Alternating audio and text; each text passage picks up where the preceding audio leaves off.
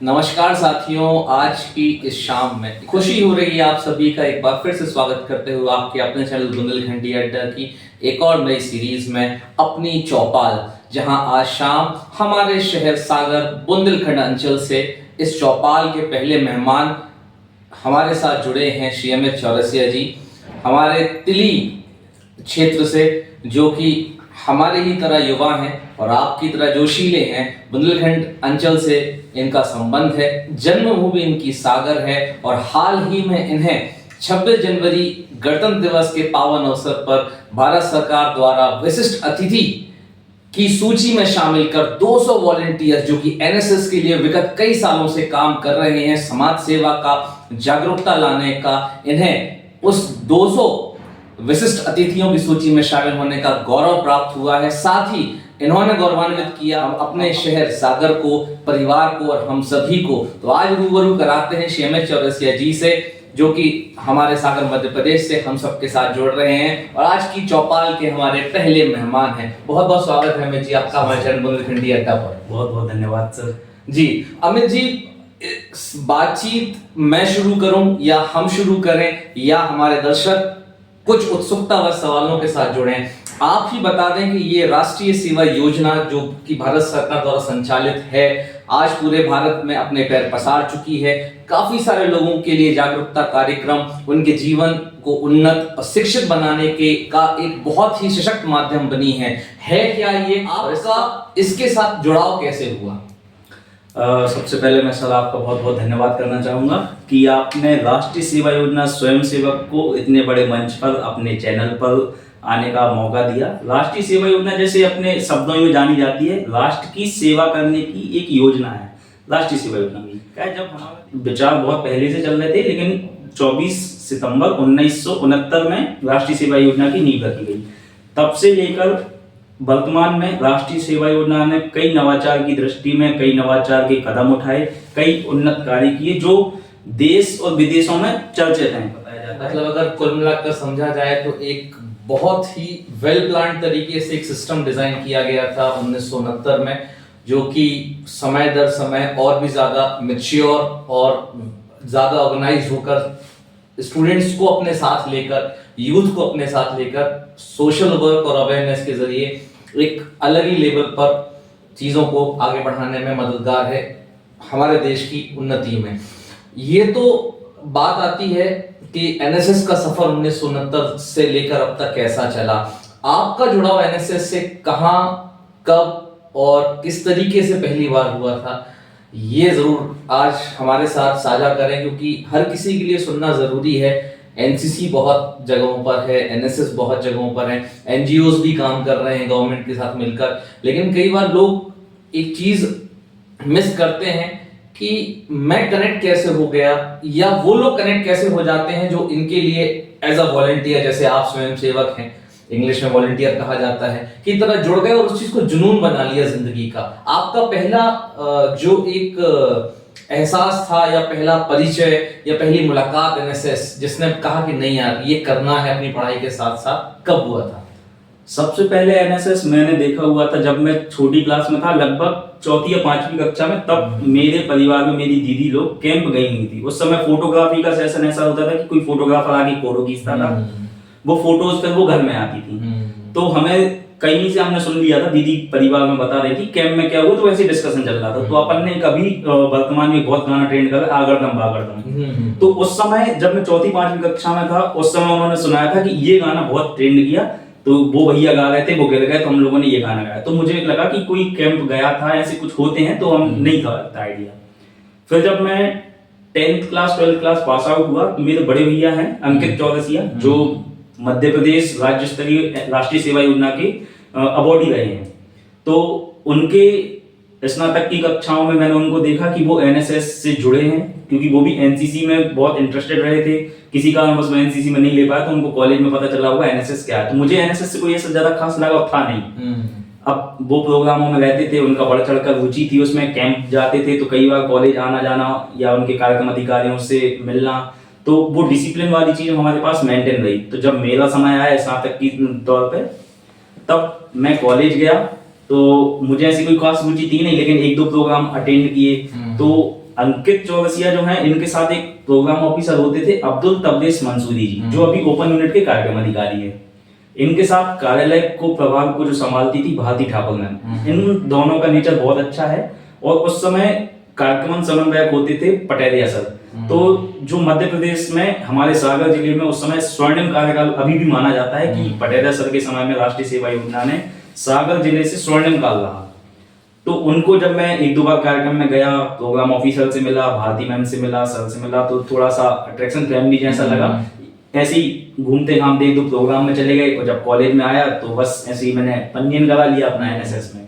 फिर जब मैं राष्ट्रीय सेवा योजना में जुड़ने का मौका मिला तो मैंने कहा 3 साल हमें पढ़ाई करनी है, इसमें 2 साल के लिए एनएसएस होती है, तो इसमें हम क्यों ना 2 साल में रहते रहते इसमें कुछ प्रोग्राम्स होते हैं, तो इस प्रोग्राम से हमें बहुत सारी चीजें सीखने को मिलेंगी, तो हम जुड़ जाते हैं। कोई शुल्क लगता नहीं है, केवल हमें प्रोग्राम अटेंड करने हैं। इतनी कोई ज्यादा खास रुचि नहीं ली थी, ना कोई हमने प्रोग्राम अटेंड किया था, बस कोई प्रोग्राम हुआ तो मैं चला गया, खड़ा हो गया। और धीरे धीरे करके बहुत अच्छा सपोर्ट मिला। कहीं ना कहीं से हमारी कोई रुचि देख ली गई होगी, तो हमें ऐसे आगे मंच पर खड़ा कर दिया गया कि आप अपने बारे में बताइए। सभी का परिचय चल रहा था, तो बस कहीं से किसी कार्यक्रम अधिकारी ने मुझे पहचान लिया कि इनके बोलने का तरीका कुछ अच्छा है, कुछ अलग दिख रहा है औरों के समय। तो ऐसे ही मेरा एनएसएस का जर्नी चालू हुई। धीरे धीरे जो है एक एक पत्थर जुड़ता गया और वो सीढ़ी बन गया आपको एनएसएस तक पहुंचाने के लिए। जी बिल्कुल। कहीं ना कहीं परिवार के बड़ों ने आपको इनडायरेक्टली सही मोटिवेट किया, जिंदगी में एक मिशन की तरफ लेकर गए, जो कि अब आपकी छोटी बहन भी फॉलो कर रही हैं। ये जानकर बड़ी खुशी होती है, क्योंकि बहुत कम ऐसा होता है कि हम किसी की अच्छी चीजों को बहुत जल्दी अडॉप्ट कर लें, बुरी को तो बहुत जल्दी पकड़ लेते हैं, अच्छी चीजें जरा जिंदगी में देर से आती हैं। एनएसएस ने आपकी जिंदगी को कैसे बदला? क्योंकि कहीं ना कहीं इतने साल जब एनएसएस के साथ जुड़ाव रहा, कार्यक्रम करे, अलग अलग जगहों पर कैंप ऑर्गेनाइज हुए, अलग अलग लोगों से मिलना होता है, समाज के हर तबके से मुलाकात होती है, कुछ अच्छी चीजें भी आई होंगी सामने, कुछ बुरी भी आई होंगी। तो एनएसएस ने जिंदगी को कैसे सकारात्मक रूप से बदला? ये जब जर्नी चालू हुई तो छोटी छोटी एक्टिविटीज होती थी। कभी कोई स्वच्छता की रैली हो गई, कभी कोई नुक्कड़ नाटक हुआ मतदान को लेकर। यदि मान के चलिए आज हमारे यहाँ पर कोई चुनाव आया है, तो हमारे समाज में चुनाव को लेकर पहले ऐसा होता था कि लोग कहते थे मेरे एक वोट से क्या ही हो जाएगा। और लेकिन अगर यदि आज देखा जाए तो पहले वोटेज परसेंटेज बहुत कम हुआ होता, बिल्कुल, लेकिन अब वोट परसेंटेज बढ़ता जा रहा है। मतदान का कोई समय आया तो हम लोग मतदान के लिए रैली निकालते हैं या नुक्कड़ नाटक करते हैं, लोगों को अवेयर करते हैं कि भाई आपके पास मौका है अपना भविष्य बनाने का, तो जिसको आप पसंद करते हैं, जिस पार्टी को, तो ऐसी कई एक्टिविटीज हम लोग राष्ट्रीय सेवा योजना के तहत करते हैं। और सर इसमें सबसे बड़ी खुशी की बात यह है कि एक्टिविटीज तो लगभग सभी करते हैं, हम लोगों ने भी बहुत की। लगभग 2019 से अभी तक की अगर मैं बात करूं तो लगभग 300 प्रोग्राम मैं खुद अटेंड कर चुका हूं। इन प्रोग्रामों में कई प्रोग्राम हमारे द्वारा ऑर्गेनाइज रहे, 300 अटेंड बड़ा नंबर है। मेरे पास ये लिखित रिकॉर्ड है।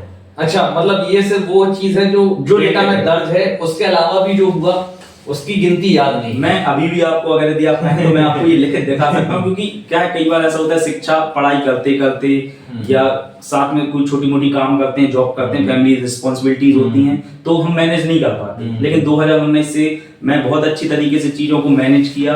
और जो हमें सपोर्ट मिला फैमिली का कहें चाहे हमारे टीचर्स का कहें, मैं तो सबसे बड़ी चीज है फैमिली ने हमें बहुत अच्छे से सपोर्ट किया। या तो फैमिली को हमारे काम देखे, अब इतने काम किए, फैमिली ने देखा कि भाई कुछ तो कर रहा है, मतलब ये है कि कोई गलत काम नहीं कर रहा है। हाँ, कहीं भी कर रहा है, कुछ भी कर रहा है, लेकिन कुछ अच्छा काम कर रहा है। कोई प्रोग्राम ऑफिसर आए, कोई मित्र आए, तो उनको जब फैमिली ने देखा कि अदर लोगों से कुछ चेंज है, क्योंकि कहते हैं ना सबके पाँव हाँ पालने में दिख जाते हैं। हाँ, तो जब अन्य लोगों से मिले तो लगा कि कुछ नई संगत है, कुछ अच्छे लोग हैं, शब्दों में कुछ अच्छा ठहराव है। मैं आपने अभी कैंप वगैरह की भी बात की, तो 2019 में जब ये कोविड आया हुआ था, तो उस समय हम लोगों ने कैंप ऑर्गेनाइज किया था। कोविड आने के कुछ समय पहले, फरवरी मार्च के समय में, फरवरी जब शुरुआत हुई थी, लॉकडाउन लगने वाले थे, उस मार्च अप्रैल में लगे। हाँ, उसके पहले दिसंबर में के समय कोविड आ गया था, लेकिन हमारे भारत में लगभग अप्रैल से आया, होली के बाद।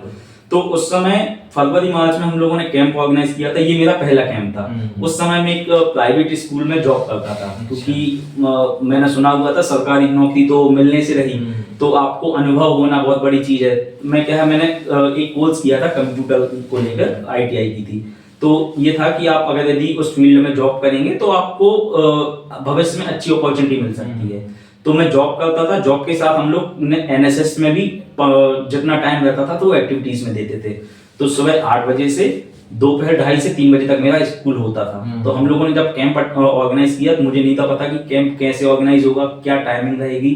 तो जब अब्दुल तबरिस मंसूरी सर ने मुझे बताया कि कैंप में सुबह 6 बजे से उठने से लेके रात को 10 बजे तक सोने का शेड्यूल रहता है। इस कैंप में अब मैं कैसे पार्टिसिपेट करता, क्योंकि मेरी तो स्कूल रहती है और 1 या 2 दिन की छुट्टी मिलना तो पॉसिबल है, लेकिन 7 दिन की कैसे छुट्टी लें। तब मुझे लगा कि अगर भारत सरकार 7 दिन का कैंप ऑर्गेनाइज करा रही है और रहना खाना सारी सुविधाएं भारत सरकार दे रही है, तो हमारा तो कहीं से कहीं तक का कोई नुकसान नहीं है और ये हमें सब निःशुल्क है, तो हमें ज्वाइन तो कर ही लेना चाहिए। हाँ, सही बात। कुछ अच्छा नहीं होगा तो कुछ बुरा भी तो होना नहीं है। तो ऐसा सोच के मैं वो कैंप ज्वाइन किया। इसमें सबसे अच्छी चीज एनएसएस में ये होती है कि आप जो भी चीजें करते हो वो पूरा वॉलंटियर को करना पड़ता है, ताकि इससे फायदा ये होता है कि जब आप ग्राउंड लेवल पर जाओगे पढ़ाई करने के बाद, तो आपको बहुत सारी ऐसी चीजें सीखने को मिलेंगी एनएसएस में रहते हुए कि जो आपको बाहर फिर आपको बहुत मोटिवेट करेंगी ये चीजें। कई बार ऐसा होता है कि हम पढ़ाई करते करते पढ़ाई तो कर लेते हैं, लेकिन जब हम ग्राउंड लेवल पर जॉब करते हैं या कुछ चीजें करते हैं तो हमें बहुत समस्याएं होती हैं। हम प्रेशर को फील नहीं कर पाते हैं और फिर हम होता है 1 या 2 महीने बाद हम जॉब को छोड़ने को रहते हैं। तो एनएसएस ने हमें ऐसी बहुत सारी चीजें सिखाई। उस समय हम लोग 50 बच्चों का कैंप होता था। एज अ पर्सनालिटी भी ग्रो अप होने का मौका मिला है एनएसएस की वजह से। और अगर यदि आज मैं आपसे कहूँ, अगर जी हम बात कर रहे हैं तो ये एक एनएसएस का ही है कि एनएसएस ने हमें ऐसा प्लेटफॉर्म दिया कि जिससे आज मैं कहीं प्रेजेंट कर पा रहा हूँ, जहाँ मैं परेड में भी गया, कॉन्फिडेंस बढ़ना। हाँ, तो ये बहुत अच्छी जर्नी रही, बहुत अच्छे अचीवमेंट रहे और कुछ पुरस्कार भारत सरकार के द्वारा भी मिले, कुछ प्रदेश के द्वारा भी मिले और हमारे सागर डिस्ट्रिक्ट लेवल पर भी हमें कुछ अचीवमेंट मिली।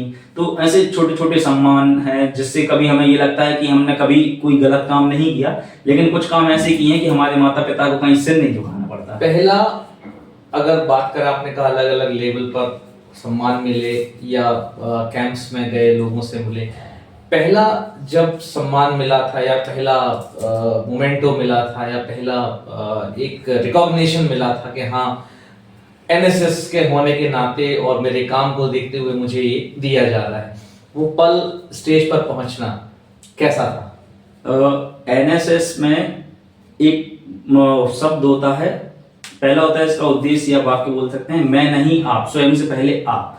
तो इसमें सबसे पहले ये चीज सिखाई जाती है कि हमें अपने लिए कोई काम नहीं करना है, हमें सबके लिए काम करना है। एक चीज है। और जब भी कोई कैंप ऑर्गेनाइज करते हैं या कोई भी प्रोग्राम होता है तो सबसे पहले एक बात की जाती है, शून्य से शिखर की ओर। शून्य मतलब अगर यदि जैसे मैं हमारे यहाँ बताते हैं कि शून्य मतलब आप जिस जमीन पर बैठे हो और जो स्टेज है, स्टेज एक प्लेटफॉर्म है कि जहाँ पे आप अपने आप को प्रेजेंट कर रहे हो, तो शिखर ये रिलेट करके बताते हैं। तो शून्य से शिखर की ओर मतलब आज आप आए हो तो आप कुछ नहीं हो, लेकिन एनएसएस में आप आओगे, आप बहुत कुछ सीखोगे, आप शिखर तक जाने का आपको मौका मिलेगा। तो इसी के साथ हमें जब मैं कैंप में गया तो सबसे पहला एनएसएस का मुझे जो अचीवमेंट मिली तो वो कैंप से ही मिली। एनएसएस में प्रोग्राम होते हैं तो उसमें हर प्रोग्राम में कुछ ना कुछ अवार्ड होते हैं। तो हमने स्लोगन और पोस्टर मेकिंग में पार्टिसिपेट किया था। तो जब मैंने स्लोगन प्रतियोगिता, पोस्टर प्रतियोगिता में पार्टिसिपेट किया तो मुझे 3rd रैंक मिली। तो हो सकता है मेरी उतनी अच्छी नहीं हो कि मैं फर्स्ट रैंक पर आऊं, लेकिन तीसरी रैंक कुछ एक पहचान मिली कि हाँ हम भी उस भीड़ में से कुछ बनकर निकले हैं। तो मुझे तीसरी रैंक उस समय मिली। तो मैं जब स्टेज पर गया तो मुझे लगा कि मतलब इन लोगों से कुछ तो अलग किया होगा मैंने, तब जाके मुझे ये चीज मिली। स्लोगन लगभग बहुत सारे बच्चों ने लिखे थे, लेकिन अगर मैं तीसरी रैंक पे आया हूँ तो कुछ तो अलग होगा। ये उतनी बड़ी उपलब्धि नहीं थी, लेकिन अगर यदि छात्र वर्ग में रहते रहते अगर यदि कोई भी एप्रिसिएशन आपको मिलता है तो कहीं ना कहीं आप राष्ट्र निर्माण की ओर आगे बढ़ने के लिए ये भी होती है। तो मुझे लगा कि यार इसमें एप्रिसिएशन हो रहा है। पहले तो हमने समाज में इतने कार्य किए, इतना अच्छा शादियों में भी काम किया, लोगों की सेवा की, माता पिता के पैर दबाए और सब जगह आशीर्वाद मिलता है। किसी की हेल्प करो तो थैंक यू मिलता है, थैंक यू से पेट भरने वाला है नहीं। लेकिन जब हमने स्टेज पे कॉलेज में सैकड़ों बच्चों के सामने, प्रिंसिपल हैं या कोई भी बड़े अधिकारी हैं, उनके सामने मुझे जब एप्रिसिएशन मिला तो मुझे लगा कि कहीं ना कहीं मैं शिखर की ओर जाने के लिए तैयार। तालियों की गूंज ने एहसास कराया कि कुछ नया हो रहा है। जी बिल्कुल। और अगर इस सफर पर ध्यान दें, 2019 एनएसएस से जुड़ा हुआ, एज अ स्टूडेंट आप उसके साथ जुड़े, ग्रेजुएशन पूरी हुई, पीजी करने के लिए एमबीए में आपने एडमिशन लिया, एमबीए के दौरान भी आप एनएसएस के साथ जुड़े रहे, वहाँ की यूनिट के साथ आपने काम करना जारी रखा और अलग लेवल पर उसको ले जा रहे हैं। अभी भी आपका ये सफर जारी रहा। जैसा स्लोगन का आपने जिक्र किया ना कि एनएसएस का स्लोगन है शून्य से शिखर की ओर, तो नाउ हम लोग अभी चर्चा को आगे जम कर आते हैं बड़े दिन की तरफ, सीधे शिखर का जो आपका सफर था, जो आपको 26 जनवरी 2025 में आपके शिखर पर आपको वहां पर महसूस कराया गया कि ये वो सफर है जो शून्य से शुरू हुआ था 2019 में, आज वो शिखर दिल्ली गणतंत्र दिवस परेड यहाँ आकर पूरा होता है। ये आया कैसे खबर के संभाग से आपको चुना गया है उन 200 मेहमानों में, विशिष्ट अतिथियों में गणतंत्र दिवस परेड के लिए देश भर से एनएसएस वॉलंटियर्स की सूची में, और संभाग से गौरव महसूस कराने वाला नाम और ये खबर ये आप तक आई कैसे, और कैसा था वो पल जब ये खबर आपको मिली? आपने शून्य से शिखर की बात की और आपने अगर मुझे सीधा शिखर पर ले गए हो आप, और अगर मैं सीधा शिखर की बात कर दूं तो ये कहीं ना कहीं फिर वो बीच का जो हमारा पड़ाव है वो कहीं ना कहीं छूट जाएगा जी। और मैं अगर शून्य की आपको बात कर रहा हूँ, डायरेक्ट शिखर पे पहुंच जाऊंगा तो थोड़ी सी ये हो जाएगा, नाइंसाफी हो जाएगी, क्योंकि क्या होता है कि मंजिल में वो मजा नहीं है जो मजा रास्ते में आया हो। बिल्कुल बिल्कुल, रास्ते में जो आपके हमसफर रहे, उन्होंने मोटिवेट किया। मुझे खुशी होती है कि 2019 और 2020 में हमारी एक्टिविटीज को ध्यान में रखते हुए नरेंद्र मोदी जी ने मन की बात में राष्ट्रीय सेवा योजना की बात की थी। और इसमें सबसे ज्यादा खुशी की बात यह कि हम लोगों ने जो एक्टिविटीज की थी, जो उसमें रिपोर्ट मेरे द्वारा बनाई गई थी अपनी यूनिट को लेकर, अपने डिस्ट्रिक्ट को लेकर, वो रिपोर्ट प्रधानमंत्री तक पहुंची। ये बड़ी गर्व की बात है। जब मोदी जी ने हम लोगों की रिपोर्ट मतलब पूरी एनएसएस वॉलंटियर की रिपोर्ट मांगी, तब डिस्ट्रिक्ट की हम लोगों ने रिपोर्ट भेजी, तो सभी की रिपोर्ट, और जब उन्होंने सागर जिले का नाम लिया मन की बात में, तो हम लोगों को लगा कि अब कोई सुनने वाला ऊपर बैठा है। हाँ, ऐसा नहीं है कि हम लोग बस करे जा रहे हैं, कोई ध्यान ही नहीं दे रहा है। तो उस समय हमें पहली बार मुझे ऐसा लगा कि अगर हम कुछ एक्टिविटीज कर रहे हैं तो किसी न किसी ने देखा है। और जब हमारे देश का प्रधान सेवक अगर हमारी बात कर दे तो फिर लगता है कि यार चलो कोई तो है पीछे। जैसे हमारे घर में होता है, अगर हम कहीं कोई गलती करते हैं, कोई अच्छा काम करते हैं, और अगर हमारे मुखिया हैं तो वो हमें नजर रखें, तो हमें ये रहता है कि कोई ना कोई तो नजर रख रहा है। बिल्कुल। तो वहां से अप्रिशिएशन हुआ, वहां से फिर हम लोगों ने और ज्यादा काम करना स्टार्ट किया। यूनिट कैंप की तो कोई गिनती है नहीं कि हमने कितने कैंप लगाए, वो कितने कैंपों में हमने लीड किया। तो ऐसे जिस इंस्टीट्यूट में मैं हूँ वहां पे हम लोगों ने लगभग 4 यूनिट कैंप लगा चुके हैं। और ये यूनिट कैंप हमारे डिस्ट्रिक्ट में और हमारी यूनिवर्सिटी में जाने माने कैंप हुआ करते हैं। इन्फिनिटी कॉलेज और ओपन यूनिट के जो कैंप हैं, ये पूरी यूनिवर्सिटी में नाम है कि भाई इन्फिनिटी कॉलेज का कैंप एक ऐसा कुंभ है, जैसे आज कुंभ में लोग हर कुंभ में जाना चाहते हैं लोग, तो ऐसी कैंप में आने के लिए लोग सोचते हैं कि हमें उस कैंप में जरूर जाना है। तो हम लोगों ने 4 कैंप ऐसे ऑर्गेनाइज किए, हर साल एक कैंप लगाया जाता है। और कई सारे कैंप हम लोग जो हमारे आस पड़ोस की कॉलेज हैं, तो हमारी लीडरशिप स्किल को देखते हुए, मैनेजमेंट को देखते हुए हमें मौका मिलता है कि हम वहां जाके लीड कर सकें। तो ये प्रोग्राम हम लीड किए। इसके बाद मुझे मौका मिला स्टेट कैंप में जाने का, तो मैं स्टेट कैंप भी गया। स्टेट कैंप में लगभग 600 से 650 वॉलंटियर थे पूरे एमपी स्टेट से, जिसमें 7 यूनिवर्सिटी हैं, 7 यूनिवर्सिटी के बच्चे होते हैं। उसमें मुझे अपनी महाराजा छत्रसाल यूनिवर्सिटी को लीड करने का मौका मिला कि आप पूरी यूनिवर्सिटी को लीड करेंगे और साथ में रह के जो भी कार्य करेंगे वो साथ में करेंगे। उसके बाद मुझे नेशनल कैंप जाने का मौका मिला। बड़ी उपलब्धि है ये, बहुत बड़ी उपलब्धि थी कि जहां पे लगभग 40 लाख स्वयंसेवक एनएसएस में हैं। अब 40 लाख से तो और ज्यादा होंगे, 40 लाख देश भर से। हाँ, देश भर से। तो ये हर स्टेट अपना नेशनल कैंप लगाती है। तो 40 लाख स्वयंसेवकों में से वहां पर सिर्फ 200 स्वयंसेवक थे।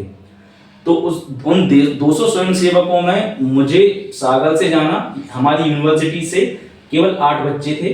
तो हमें यूनिवर्सिटी से 8 बच्चों का जाना, अपने प्रदेश का, अपने गांव का कल्चर प्रेजेंट करना। और मुझे याद है जब मैं हरियाणा गया था, तो जब लोग अपने प्रदेश को परिचय दे रहे थे, हमें बहुत ही संक्षिप्त समय में 30 सेकंड 10 सेकंड में अपना परिचय देना होता था। और मैं यही सोच रहा था कि मैं 30 सेकंड में ऐसा क्या बोलूं कि ये पूरा जो देश के कोने कोने के लोग आए हैं, ये पूरे ये सोचे कि मध्य प्रदेश करके कोई आया है। तो मुझे कोई ऐसी उस समय लाइन मेरे दिमाग से हट गई। तब मैं स्टेज पर गया, उस समय मैं अपनी बुंदेलखंड की कल्चर पहना था, धोती कुर्ता जैकेट और गमछा, ये चीज मैं लिए हुए था।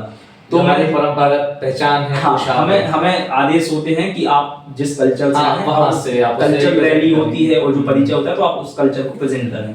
तो जब मैं स्टेज पर गया तो मेरे मुख से सिर्फ एक लाइन निकली, सुख का दाता सबका साथी, सुख का यह संदेश है, माँ की गोद पिता का आशय, मेरा मध्य प्रदेश है। क्या बात तो जब ये लाइन मैंने वहां पर बोली तो इतनी तालियां मिली। तो तब मुझे केवल एक ही चीज, जब भी मैं वो पल याद करता हूँ तो मुझे एक ही चीज याद आती है कि शिकागो में स्वामी विवेकानंद जी ने भी ऐसे कुछ बोला था कि मतलब इतनी तालियां मिली थी कि उन्होंने वहां से अपना इतिहास रचा, वहां से उनको अपनी एक नई पहचान मिली। लेकिन राष्ट्रीय सेवा योजना में मुझे ऐसे अधिकारी मिले, ऐसे कार्यक्रम अधिकारी मिले, ऐसे साथी लोग मिले कि जो दबाना नहीं उठाना जानते हैं। तो अब्दुल तब्रेज़ मंसूरी सर हैं, अशफाक सिद्दीकी सर हैं जो हमारे प्रोग्राम ऑफिसर हैं अभी इन्फिनिटी कॉलेज में। इन लोगों ने इतना अच्छा मैनेजमेंट किया। जब मैं हरियाणा से आया तो इन लोगों ने ढोलक और हारमोनियम लेके गए और वहां पे जब मैं जैसे स्टेशन के बाहर आया तो मुझे भी तो पता कि कुछ ऐसी प्लानिंग की होगी, मुझे ये तो पता कि बस लेने आए हैं। और जैसे मैं वहां पहुंचा तो मतलब इतनी बुंदेली गाना हुए और ढोलक बजी तो सारे लोग ये सोच रहे थे कि कोई नेता आया होगा।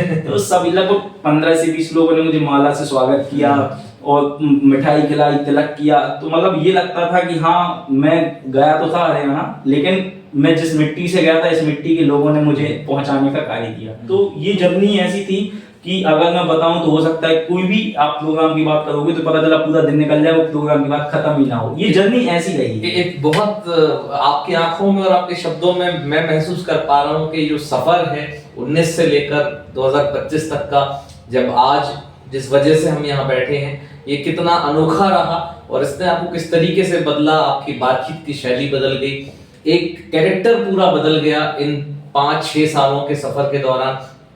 एक आम शख्स जो है, एक स्कूल स्टूडेंट कह लो या एक ग्रेजुएशन का बच्चा कह लो या एक पोस्ट ग्रेजुएशन का स्टूडेंट कह लो, चाहे वो किसी प्रोग्राम का हिस्सा बना या एनएसएस से जुड़ने के बाद वो किस तरीके से पूरी शख्सियत बदल जाती है। लोग मिले, आप कहते हैं आपके प्रोग्राम कोऑर्डिनेटर्स, चाहे वो आपके मंसूरी जी हो, चाहे सिद्दीकी जी हो, चाहे आपकी भारती मैम हो, उनके मार्गदर्शन में आपकी पूरी जो एक पर्सनालिटी की ग्रूमिंग हुई है। और अकेले आपकी कहना शायद गलत होगा क्योंकि आज आपसे रूबरू हो रहा हूं, इसलिए आप जैसे 39 लाख से ज्यादा वॉलंटियर्स जो ऑल ओवर इंडिया एनएसएस से जुड़कर सेवाएं दे रहे हैं, समाज का कितना भला कर रहे हैं, वो एक अलग ही एहसास है, वो आपके शब्दों में महसूस कर पा रहा हूं। मुझे डिस्ट्रिक्ट लेवल पर best volunteer of the year 2022 में हमें best volunteer of the year का अवार्ड मिला मुझे, जो हमें कैंप के बाद मिला। तो ये मेरे लिए बहुत बड़ी बात थी कि डिस्ट्रिक्ट लेवल पे ओपन यूनिट ने मुझे अप्रिशिएट किया है। तो ये जर्नी में शुरुआत थी। तो इसके बाद फिर जब मैं कैंप किए, मैं स्टेट गया, नेशनल गए, जम्मू कश्मीर गए।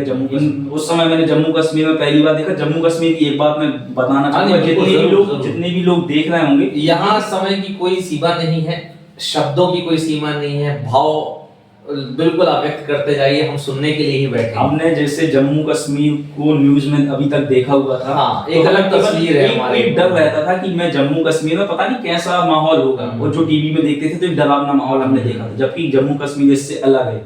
अगर जन्नत कहा जाए तो जम्मू कश्मीर ही है, उसके अलावा कोई और दूसरा शब्द आता नहीं है। भारत की जन्नत। हाँ, तो जब हमारे पास ये आमंत्रण आया कि आप जम्मू कश्मीर जाएंगे नेशनल अवार्ड के लिए, तो एक ही डर था, एक तो खुशी थी कि यार नेशनल अवार्ड है, हमने जो झुग्गी झोपड़ियों में प्रोग्राम किए, सफाई की, इसके बेस पे हमें अवार्ड मिल रहा है। उस समय हम लोगों के पास इतना पैसा भी नहीं होता था कि हम अच्छी सुविधाओं के साथ वहां जा सकें। तो हम लोग 3 लोग जब मध्य प्रदेश सागर से निकले तो हम लोग जो ट्रेन में बाथरूम होती है उसके पास बैठ के हम लोग गए।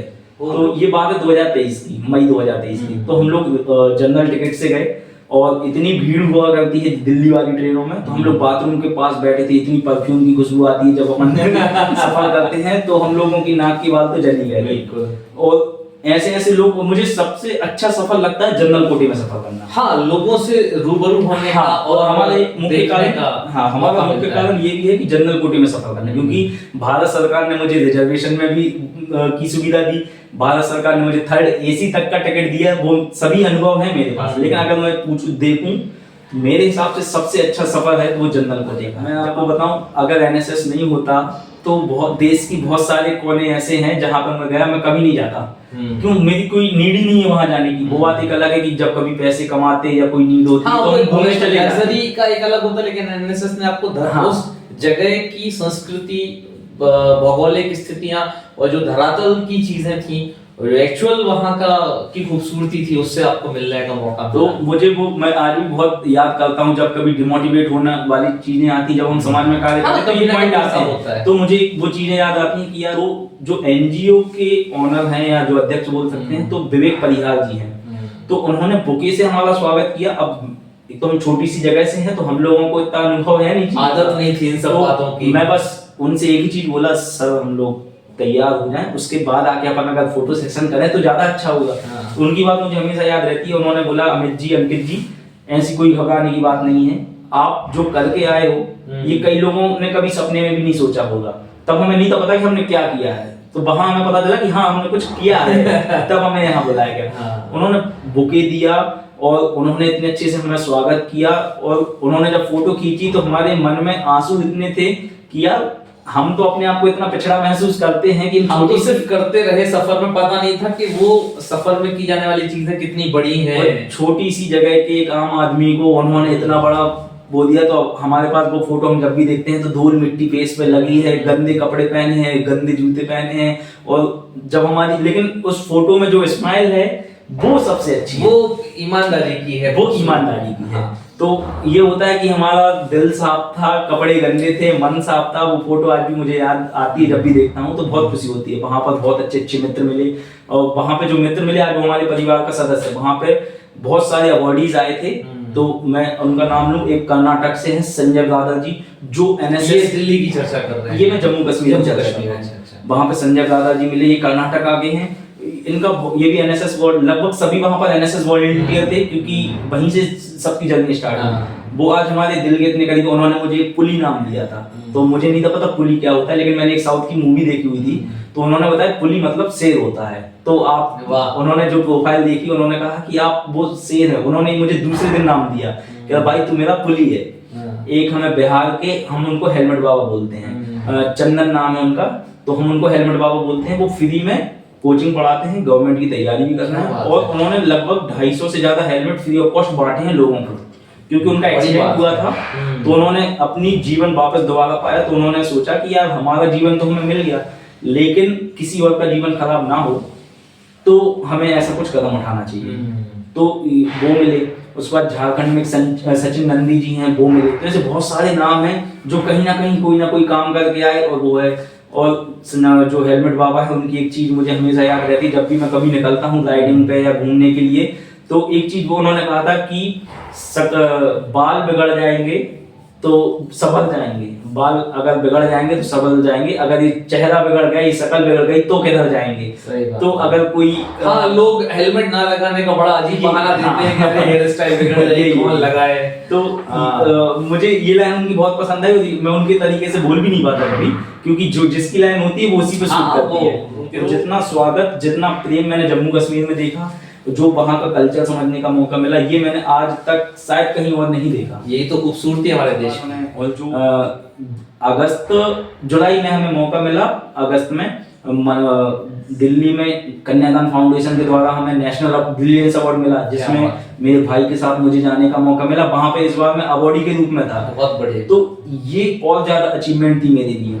तो इस बार मैं, हर बार मेरा उद्देश्य होता था कि मैं तो जाऊं, लेकिन मेरे साथ जितने ज्यादा लोग एज अ पार्टिसिपेंट जा सकें, वो उस क्षेत्र को समझ सकें, मोटिवेट हो, कल के दिन वो भी अवार्डी बनेंगे। जी बिल्कुल, बस यही उद्देश्य होता था। तो इस बार मैं अपने साथ अंकित भैया जो अवार्डी रहे, मैं भी अवार्डी रहा, मेरे साथ पार्टिसिपेंट के रूप में दीपाली जैन गई। तो उसको भी बहुत सारी चीजें सीखने का मौका मिला। वहां पे हम लोगों ने एक बर्थ रिकॉर्ड भी बनाया पैड को लेके। ये कार्यक्रम में जो भैया है वो यंगेस्ट पैडमैन के रूप में जाने जाते हैं, जो अक्षय कुमार की एक मूवी आई थी पैडमैन को लेकर। तो उसी उद्देश्य को लेकर वो पूरा करते हैं। उन्होंने जो महिलाओं की समस्या देखी, तो वहां पे निकिता ठाकुर जी हैं, उन्होंने उनके साथ मिलकर वर्ल्ड रिकॉर्ड बनाने की तैयारी की। एक बहुत बड़ा पैड बनाया जो वर्ल्ड में कभी नहीं बनाया किसी ने। तो उसमें हम लोगों ने पार्टिसिपेट किया, कुछ एक्टिविटीज हुई, वहां में परिचय देने का मौका मिला, हमने जो काम किया है, नालियां साफ की हैं, वो सब रोडों पे बताने झाड़ू का लगाई मौका है, मिला। लोगों को जागरूक किया है, ये सब बताने का मुझे इस बार मौका मिला। और जब मैं वहां से आया तो 15 अगस्त पे हमें हमारी संस्था द्वारा सम्मानित किया गया, वहां पे हमें स्पीच देने का मौका मिला। तो वहां पे जब मैं स्पीच दे रहा था अपनी इन्फिनिटी कॉलेज में 15 अगस्त के मौके पे, और हर कैंप में मैं एक ही चीज बोलता हूँ कि मेरा हर कैंप मेरा पहला कैंप है, क्योंकि ये शून्य से शिखर का सफर, अगर आप शून्य रहोगे तो आपको शिखर पे जाने का मौका मिलेगा, और अगर आप शिखर रहोगे तो फिर आप सफर खत्म है, उसके बाद आपका सीखना बंद, तो फिर आगे बढ़ना बंद। और जब भी मुझे लीड करने का मौका मिलता है तो मैं भी अपने साथियों से एक ही चीज बोलता हूँ, आप जितना हो सके अपने माइंड को खाली करके आइए। आप जो भी जानते हैं अच्छी बात है, लेकिन यहाँ से कुछ ऐसा लेके जाइए ताकि अन्य लोगों तक आप कुछ दे सको। और जब भी कोई बात होती है, मन से कोई भी एप्रिसिएशन मिलता है, कुछ सम्मान मिलता है, तो मैं वहां और बोलने का मौका मिलता है तो मैं एक ही चीज बोलता हूँ, ये मेरी उपलब्धि नहीं, मेरे साथियों की उपलब्धि है। बिल्कुल, एक टीम है, अकेले तो कुछ नहीं कर सकता। अगर मैं आपको बताऊं कि अगर कोई माला होती है तो माला में जो विशेष मोती होता है सेंटर पॉइंट में, उसकी सभी लोग वैल्यू करते हैं कि यार ये मोती बहुत अच्छा लग रहा है, लेकिन जो उसमें छोटे छोटे बहुत सारे मोती हैं, मोती के अंदर एक धागा पिरोया गया है, मुख्य जड़ होती है धागा, अगर वो धागा नहीं होगा तो वो मोती इकट्ठा मिलके माला नहीं बन पाएगा। तो मैं वही बनता हूँ कि मैं माला बनने की कोशिश करता हूँ, और माला बनते बनते मुझे कब वो विशेष मोती बनने का मौका मिल जाता है, ये सब अपने कार्यों से और ये सब अच्छे किए काम ही है। हाँ, इसके बाद तो अभी अब आते हैं जो अपना गणतंत्र दिवस परेड का, तो लगभग लगभग नवंबर का लास्ट चल रहा था, उस समय ये जानकारी आई कि आपको गणतंत्र दिवस परेड समारोह 2025 के लिए आमंत्रित किया जा रहा है विशेष अतिथि के तौर पर। तो उस समय मुझे बहुत खुशी हुई, लेकिन ये था कि जब तक अपने पास लेटर नहीं आता, जब तक आमंत्रण पत्र नहीं आता, तब तक वो खुशी नहीं, क्योंकि हमने लगभग इनसे 5 से 6 सालों में ऐसे कई मौके देखे हुए थे और समझा हुआ था चीजें। तो जब तक एंड पॉइंट पर नहीं पहुंच जाते, जब तक सक्सेस नहीं मिल जाती, तब तक वो सक्सेस नहीं होती। तो ये कोई अचीवमेंट नहीं समझी मैंने कि जब जिस दिन लेटर आएगा उसी दिन हमारे लिए फाइनल।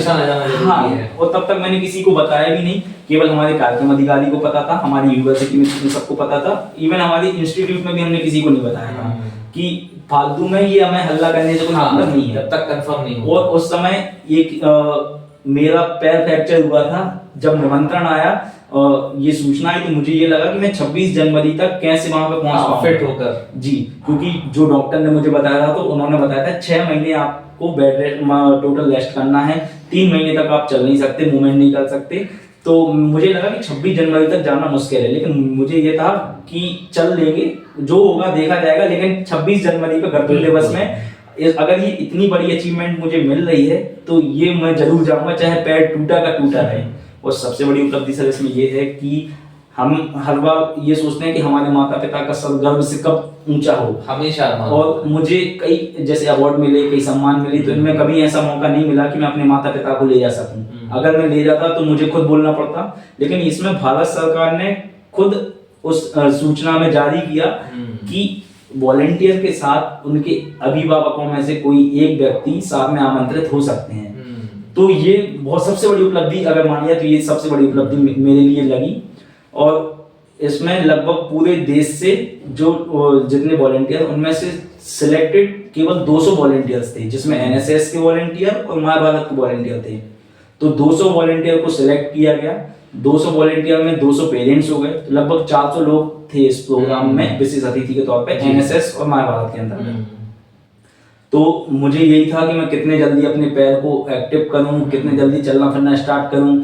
और जब बीच बीच में ऐसे कनेक्शन रहा कि अब आपको जाना है, आपका ये पड़ाव है, अब आपकी ये मीटिंग है। हमारी मम्मी की एक बात मुझे याद है, मैं उस समय बाहर था जब पुलिस वेरिफिकेशन के लिए टीम आई, तो मुझे नहीं था पता कि कौन आया होगा वेरिफिकेशन के लिए। तो मेरी मम्मी ने मुझसे पूछा कि ये पुलिस क्यों आई थी। पहले तो अगर कोई ऐसा कार्यक्रम था तो परिवार को पता है, अब अपराध में आती है पुलिस घर में। नहीं, ये उस समय ये सोच नहीं थी मम्मी की।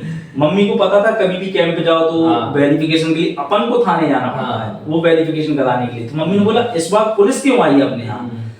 तो मैंने मम्मी को एक ही चीज बोली थी, मम्मी इस बार आपका बेटा भारत सरकार का अतिथि है, इस बार भारत सरकार ने बच्चे को बुलाया है, इस बार हमें जाने की जरूरत नहीं है। ये कहीं ना कहीं आपका संस्कार है कि जो भारत सरकार ने हमें बुलाया, तो इस बार वो खुद आएंगे वेरिफिकेशन करने के लिए। और जब हमारी गूगल मीटिंग पे मीटिंग हुई, तब मुझे पता चला कि वो पुलिस वाली टीम नहीं थी, वो कोई स्पेशल एजेंसी थी जो वेरिफिकेशन के लिए आई थी। और जब मैंने घर पर पता किया कि कौन आया था, तब मुझे बताया कि सिविल ड्रेस में कोई 2 व्यक्ति आए थे। तब मैं मीटिंग में फिर बता पाया कि हाँ सर, वो स्पेशल इन्वेस्टिगेशन वाली टीम थी। तब मुझे लगा कि यार अब थोड़ा सा और बढ़ गया है। और उस समय फिर मुझे फील हुआ, क्योंकि कई प्रोग्रामों में गए तो ये पता रहता था कि अगर इस तरीके की कोई मैं तैयारी हो रही है तो हम किस तरीके से तैयार हो रहे हैं। तो ऐसी चीजें हुई। और जब हमें 4 दिन का प्रोग्राम था, तो मुझे यही डर था कि मैं कैसे जाऊंगा, कैसे वहां से आऊंगा। जब मुझे लेटर मिला, जानकारी मिली, तब हमें बताया गया कि आपको भारत सरकार 3rd AC के माध्यम से आने जाने का वो TDA फॉर्म वगैरह सफर कभी जनरल बोगी से शुरू हुआ था और सरकार आज 3rd AC वो टॉयलेट के बगल से बैठकर किया वाला सफर जो है वो आज 3rd AC की रिजर्व बर्थ पे जनरल बोगी से रिजर्वेशन, और रिजर्वेशन से आज 3rd AC में जाने का मौका मिला। तो ये भारत सरकार ने दिया। अब तुम्हें अतिथि के तौर पर बुलाया गया है, तो बिल्कुल ऐसा था कि जैसे बारात में फूफा जी बिल्कुल ऐसे ही था कि शादी की बारात में फूफा जी ठाट रहते हैं। तपस्या जो इतने साल चली वो आज सार्थक हुई है, और आज पहचान अकेले एक शहर के स्तर पर नहीं, देश के स्तर पर आपको। हाँ, जब मुझे इस चीज में बुलाया गया, आमंत्रण हुआ, तो पहले तो अपन ने किसी को बताया नहीं था। लेकिन जब फाइनली लेटर आ गया तो मुझे लगा कि हाँ, अब लोगों को बता देना चाहिए, क्योंकि कई सारे वॉलेंटियर्स खुशियां साझा करना, और कई सारे मेरा मेन उद्देश्य ये रहता है कि जो वॉलेंटियर्स NSS से जुड़े हैं या पढ़ाई कर रहे हैं, उन तक भी ये बात पहुंचनी चाहिए कि छोटी छोटी एक्टिविटीज करके भी भारत सरकार का अतिथि बनना बिल्कुल मोटिवेशन अचीवमेंट है। हाँ, तो इन चीजों को मैं पॉजिटिवली बहुत ज्यादा सपोर्ट करता हूँ और मोटिवेट रहता हूँ। तो इनको प्रमोट करना, लोग फॉलो करें ना करें वो अलग चीज है, लोग लाइक करें ना करें वो अलग चीज है, लेकिन अगर यदि भारत सरकार का अतिथि बने हैं तो हमें वहां तक। आपके लिए भी खुशी का पल था, गौरव का क्षण था, लोगों के लिए भी एक प्रेरणा स्रोत वाली चीज है कि नहीं, यहाँ से लेकर वहां तक पहुंचा जा सकता है। सिर्फ कहने की बात नहीं है कि शून्य शिखर तक है, बात शिखर तक पहुंचने की होती है, पहुंचा जा सकता है। तो जब मैंने ये चीज डाली, लोगों को बताया, एक छोटी सी न्यूज बनाई, क्या है NSS की एक्टिविटीज के चलते चलते न्यूज़पेपरों में नाम आना एक आम बात हो गई थी। न्यूज़पेपरों में पर्सनल फोटो आना ये भी आम बात हो गई थी। कई बार न्यूज चैनल पे वीडियोस जो चलते हैं उसमें भी हमारी नाम आया, एक्टिविटीज हैं, तो ये चीजें आम हो गई थी। और जैसे ही मैंने ये चीज लोगों को बताई तो न्यूज में अपनी फोटोज आई, और लोगों ने जब सुना तो बहुत सारे लोगों ने हमें शुभकामनाएं दी कि अब सागर का छोटे से शहर का रहने वाला लड़का दिल्ली का अतिथि बन के जा रहा है। तो वो टैगलाइन टाइप से लोगों ने डाली कि लड़का दिल्ली जाएगा। तो मतलब एक समय पहले लोग बोलते थे कि दिल्ली बहुत दूर है, मतलब एक कोई मैसेज के तौर पे बोला जाता था। लेकिन ये लाइन सुनने के बाद अच्छे कामों की वजह से दिल्ली भी दूर नहीं है। और हमारे यहाँ पे किसी को ये नहीं था पता कि गणतंत्र दिवस परेड शिविर कैसा होता है। टीवी में सबने देखा था, लेकिन सब लोग ये सोचते थे जैसे हमारे डिस्ट्रिक्ट में प्रोग्राम होते हैं, कोई भी आके देख सकता है, तो सबको यही पता था। और जब मैं वहां गया तब मुझे जाके पता चला आखिर ये प्रोग्राम होता कैसा, पूरा स्ट्रक्चर्ड क्या रहता है, उनकी गरिमा है क्या, उनके प्रोटोकॉल्स हैं। बिल्कुल जो हम टीवी में देखा करते थे वो हमने लाइव देखा। और पहले हम सोचते थे कि कभी 26 जनवरी 15 अगस्त में मुझे मौका मिलेगा तो मैं जाऊंगा टिकट कटा के ये प्रोग्राम देखूंगा। लेकिन वहां पे हम ऐसे नहीं जा सकते। हाँ, हर कोई नहीं जा सकता, हर कोई नहीं जा सकता, ये गरिमा है, प्रोटोकॉल है, नियम का। इस पूरे सफर के दौरान जब अतिथि बने आप और आपके वॉलंटियर्स आज आपसे मुलाकात करते हैं, जो आज आप इसके बाद NSS से जुड़े हुए हैं, क्योंकि अब आप उस जगह से आगे निकल चुके हैं, उनके लिए भी ये सफर एक मोटिवेशन बन के आया है। आपकी बहन आज हमारे साथ यहाँ पर बैठी हुई हैं, वो भी जो है कहीं ना कहीं आपको देख के मोटिवेट होती हैं। तो ये चीजें अगर कुछ 2 या 3 लाइन में मतलब अगर कही जाए तो कैसे एक वॉलंटियर के लिए मोटिवेशन बन सकता है जो कभी आपके लिए बना था और आपको उस जगह तक पहुंचाया जहां पर पहुंचने के सपने लोग दिखा करते हैं। इसकी सबसे छोटी लाइन एक ही है कि आप इस सेशन में जो भी बात हुई या मेरी जर्नी में या आप कोई भी चीज होती है करने के लिए, तो उसमें लोग बहुत बड़ी चीज देखते हैं कि हमारा फायदा क्या होगा, हमें क्यों होना चाहिए। तो अगर यदि आपको इस चीज में किसी भी चीज में अगर आप देखते हो तो आप कोई एक लाइन पकड़ लो कि इससे हमारा ये चीज हो सकती है। तो अगर आपने कोई एक चीज पकड़ ली तो उससे आप शिखर की ओर जा सकते हो। और अगर आप अपना फायदा नुकसान देखोगे, नाप तोल करोगे, तो वो आपके लिए खतरे की घंटी है। और फिर उसमें मैंने कभी नहीं सोचा था कि राष्ट्रीय सेवा योजना में क्या हो, मुझे तो बस ये पता था कि 2 साल करना रहेंगे है। तो भाई कॉलेज खत्म होते होते ये भी खत्म हो जाए, कोई ऐसी बड़ी बात नहीं थी। तो बस ऐसे ही मैं हो गया ज्वाइन, और बस ऐसे ही करते गया। और कोई ऐसी वो भी नहीं प्लान था कि क्या होगा, क्या ये नहीं होगा। सोचा था कि एक दिन ये भी हो जाए, एक दिन ये भी हो जाएगा, तो कोई बड़ी तो कहीं ना कहीं ये लगता है कि काम करते जाइए, आपको उस काम का प्रतिफल या कहा जाए तो अवार्ड किसी ना किसी रूप में समय के साथ जरूर मिलेगा। एक अपनी जब अपन स्कूल में पढ़ाई करते हैं, कॉलेज में, तो प्रेयर के टाइम पे एक संदेश की एक लाइन के लिए किसी ना किसी बच्चे को बुलाया जाता, तो तब किसी के पास कोई नहीं होती थी लाइन, तो सब एक ही चीज बोल के आते थे कि कर्म करते जाओ, फल की चिंता मत जी, करो। बिल्कुल। तो ये लाइन मतलब बार बार सुनने के बाद तब उस समय चीजें नहीं रहती थी। हाँ, नहीं आती समझ। हाँ, तो लेकिन ये चीज अब याद आती है कि भाई आप काम करते जाइए, फल जो होगा देने के लिए ऊपर वाला बैठा है। अब वो जो भी फल मिलेगा, अच्छा करोगे तो अच्छा है, और अगर आप बुरा करोगे तो वो देने वाला है ही।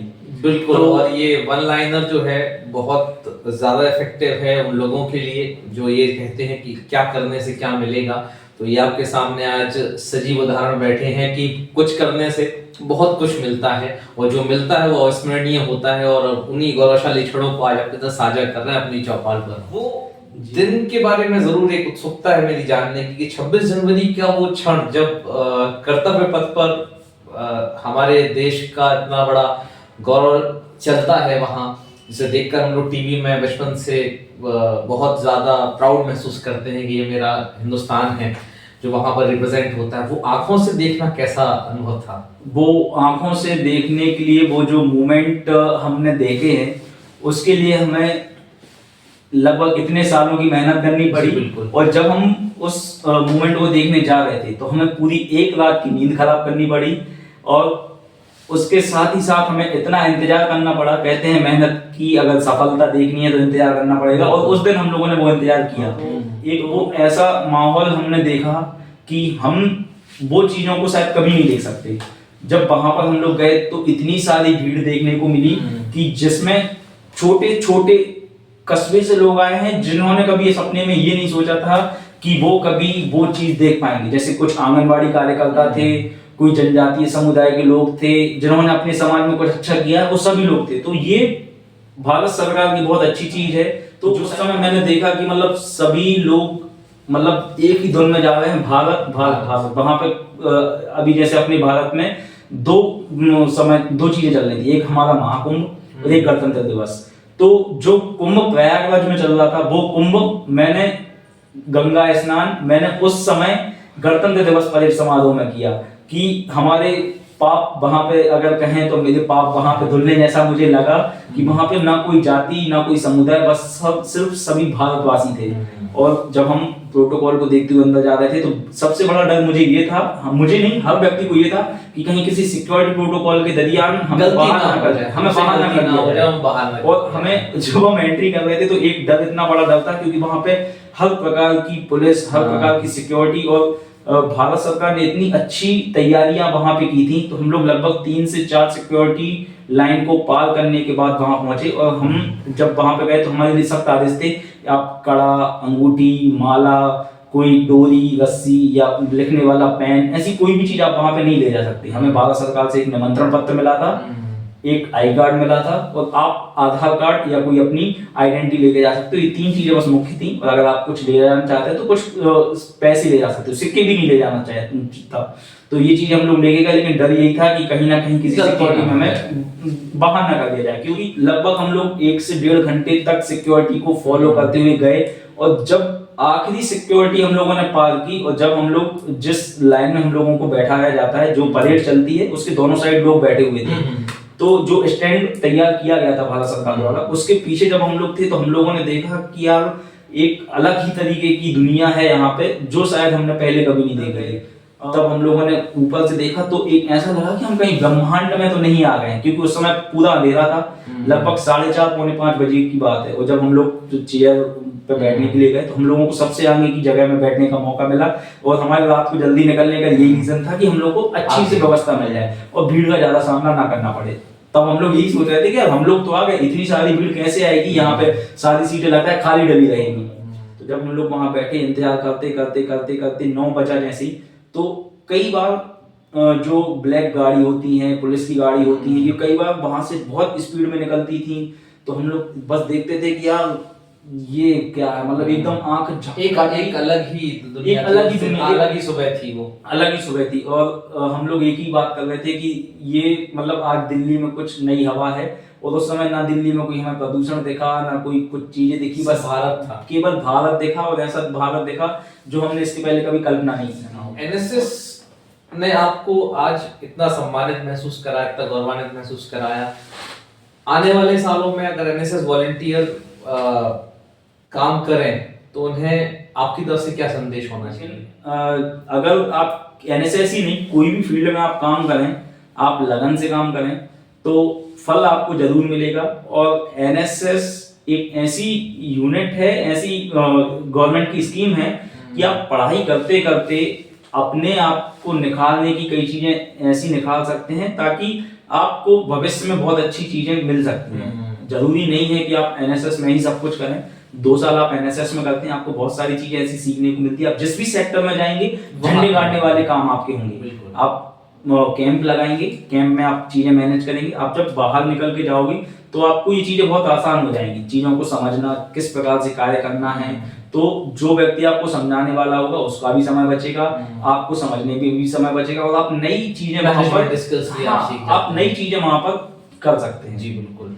और ये जो गणतंत्र दिवस परेड का जो कार्यक्रम है, ये लगभग पूरा एक जो सेशन रहा, 3 से 4 दिन का सेशन रहा, इसमें इतनी सारी चीजें देखने का मौका मिला, इतनी जो शायद भारतीय नागरिक होने के नाते तो मुझे कभी नहीं मिलता। क्योंकि ईश्वर करे आपकी ये बात सुनकर जो बाकी एनएसएस वॉलंटियर्स हैं उन्हें भी एक दिन वहां तक पहुंचने का मौका जरूर मिले। जी बिल्कुल। हम लोगों के लिए जो गणतंत्र दिवस परेड समारोह में, ये तो हम लोगों को पता ही था कि कर्तव्य पथ पर हमें, वो पहले उसको राजपथ बोला जाता था, लेकिन अब उसको कर्तव्य पथ बोला जाता है। तो हमें ये तो पता ही था कि कर्तव्य पथ पे हम जाएंगे और जो सेशन होता है वो पूरा सेशन हमें देखने का मौका मिलेगा।